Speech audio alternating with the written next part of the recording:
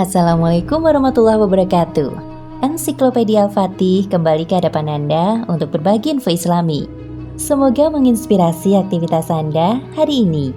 Dan jangan lupa klik tombol subscribe dan aktifkan notifikasi tombol lonceng agar tidak tertinggal berita terbaru dari Ensiklopedia Al-Fatih.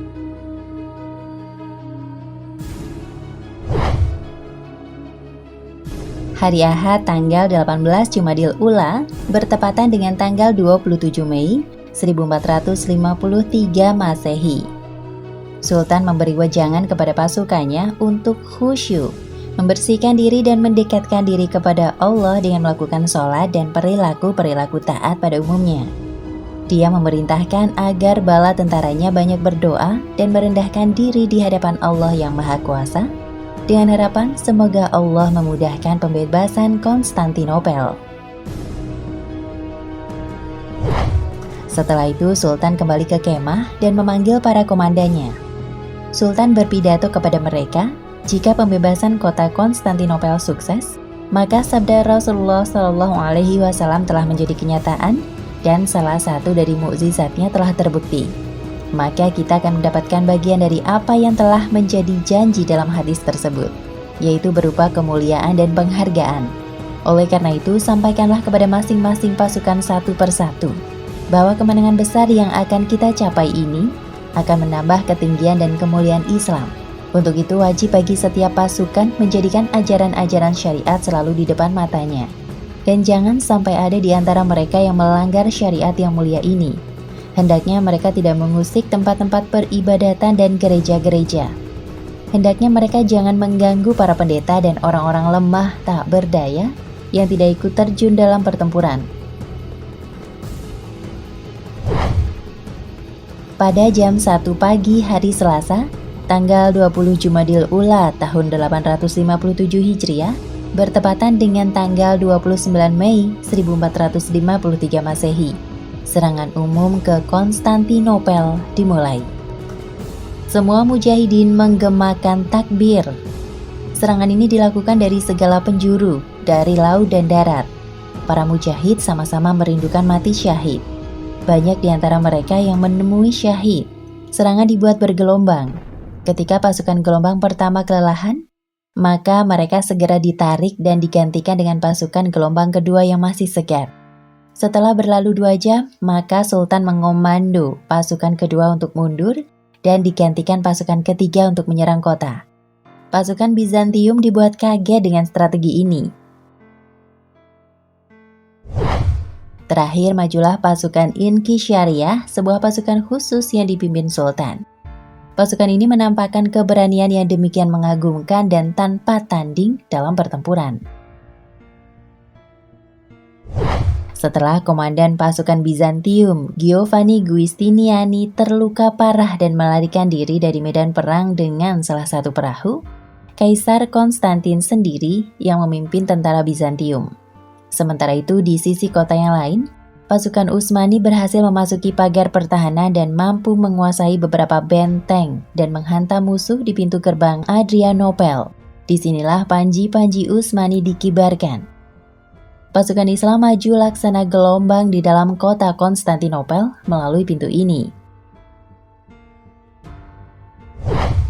Tatkala melihat panji-panji Utsmani berkibar di atas benteng-benteng bagian utara kota, Kaisar Konstantin yakin bahwa kini tidak mungkin lagi mempertahankan kota.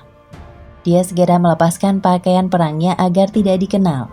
Dia pun turun dari kudanya, dia terus berperang hingga akhirnya terbunuh di medan perang. Kabar kematian Kaisar Konstantin berpengaruh pada meningkatnya semangat juang pasukan Utsmani dan melumernya semangat pasukan Bizantium. Pasukan Utsmani berhasil memasuki kota dari berbagai sudut. Sementara itu pasukan Bizantium melarikan diri. Sementara kebanyakan penduduk kota berlindung di dalam gereja. Akhirnya kaum muslimin mampu menguasai kota Konstantinopel. Allahu Akbar.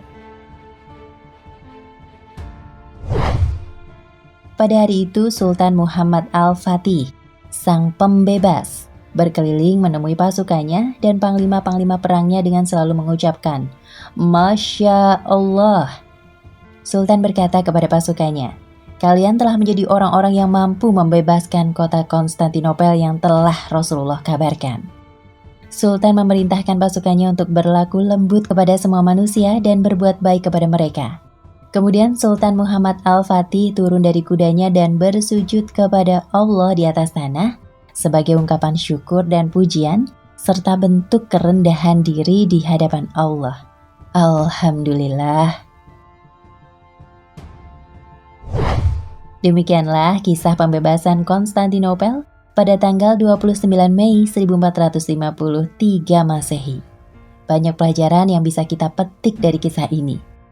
Yang pertama, kisah ini makin menguatkan keyakinan kita akan terjadinya peristiwa-peristiwa yang akan dialami oleh umat Islam dalam banyak hadis Rasulullah SAW yang lain, seperti akan kembalinya Islam sekali lagi memimpin peradaban dunia menjelang hari kiamat. Yang kedua, kisah ini juga memperlihatkan kepada kita bahwa peristiwa yang dikabarkan dalam sebuah hadis ternyata hanya bisa diwujudkan dengan perjuangan dan pengorbanan yang tiada tara, bukan dengan kebetulan atau datang dengan sendirinya tanpa usaha. Yang ketiga, di tengah-tengah perjuangan ternyata ada juga pihak-pihak yang justru melemahkan semangat perjuangan.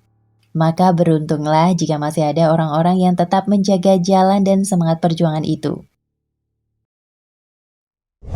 Dan satu hal lagi, pewujud janji Rasulullah tersebut ternyata dilakukan oleh Muslim dari bangsa selain bangsa Arab, yakni oleh bangsa Turki yang masih keturunan bangsa Mongol. Artinya bangsa Indonesia yang bukan bangsa Arab pun punya kesempatan untuk menjadi pewujud janji Rasulullah SAW. Muhammad Al-Fatih terlahir dengan nama Muhammad II, dalam bahasa Turki Mehmet I Sani, di ibu kota Utsmaniyah 29 Maret 1432 dari pasangan Sultan Murad II dan Huma Hatun. Dia merupakan keturunan dinasti Turki Utsmani. Dikutip dari buku The Great of Salahuddin Al-Ayyubi dan Muhammad Al-Fatih, nama Al-Fatih yang berarti sang penakluk merupakan julukan padanya lantaran bisa menaklukkan Konstantinopel. Selain diberi gelar Al-Fatih, Muhammad II juga mendapat julukan Abi Al-Futuh dan Abi Al-Khairat.